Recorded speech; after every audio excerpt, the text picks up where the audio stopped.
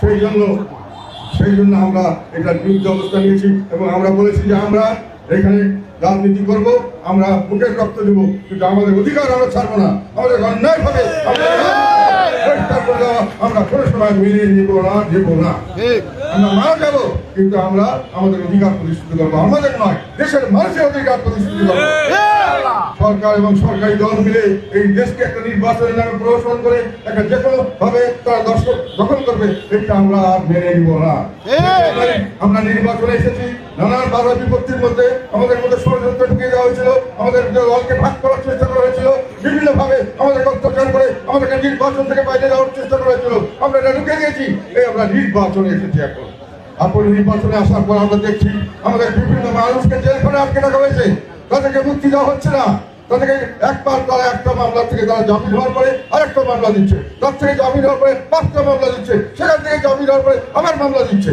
এইভাবে 3 জন লোককে আমাদের আটকে রাখা হয়েছে। আমরা এদের মুক্তির জন্য দাবি জানাচ্ছি, দাবি জানিয়েছি, এখনো বলছি তাদেরকে জামিন দেওয়ার ব্যবস্থা করে।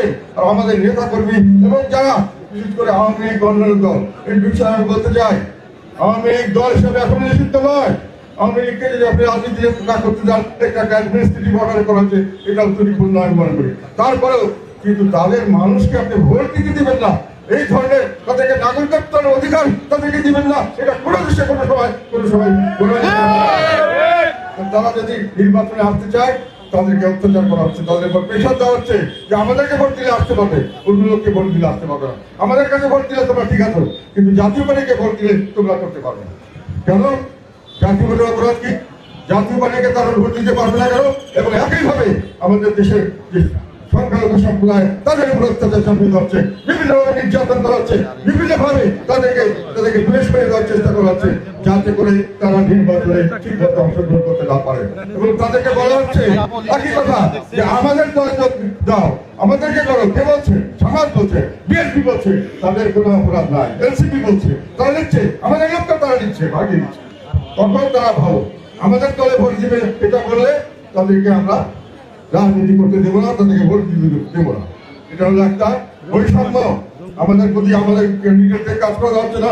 আমাদের নেতা কর্মী অনেক জায়গায় মিথ্যা মামলা দিয়েছে। এই যে মামলাগুলো মিথ্যা, এটা সবাই জানে।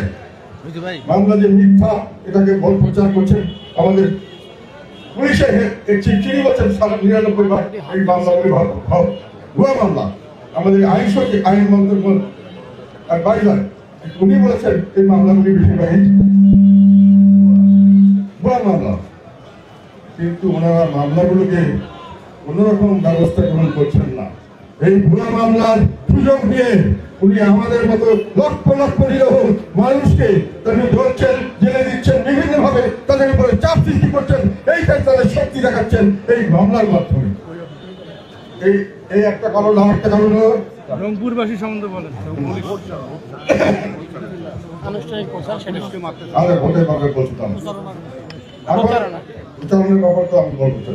তোমাদেরকে আগে ব্যাপারটা বুঝতে হবে, আমরা কি পরিস্থিতি কেমন ভাবে ভোট করছি, আমাদের লোককে এখনো ধমকি দিচ্ছে বিভিন্ন জায়গায়। এখন ভোটের ব্যাপারে আমরা মাঠে আছি, আমরা ভোট করার চেষ্টা করব। আমরা চাচ্ছি যে আমাদের উপরে কোনো রকম বৈষম্য যেন সৃষ্টি না করা হয়, দাবি জানাচ্ছি। আমাদের নিরাপত্তা নিশ্চিত করতে হবে, অন্যায়ভাবে আমাদেরকে রাজনীতি থেকে বাইরে তুলে ফেলে দেওয়া আমরা মেনে নেব না। আমাদের নেতাকর্মীকে কাজ করতে দিতে হবে। আমরা সবাইকে দাবি জানিয়েছি যে আপনারা জেলখানায় তাদেরকে এই অন্য পুরানো মামলায় আপনারা জামিন হওয়ার পরে আর জেলখানায় দিবেন না, নতুন ভাবে কোনো মামলা দিবেন না। যদি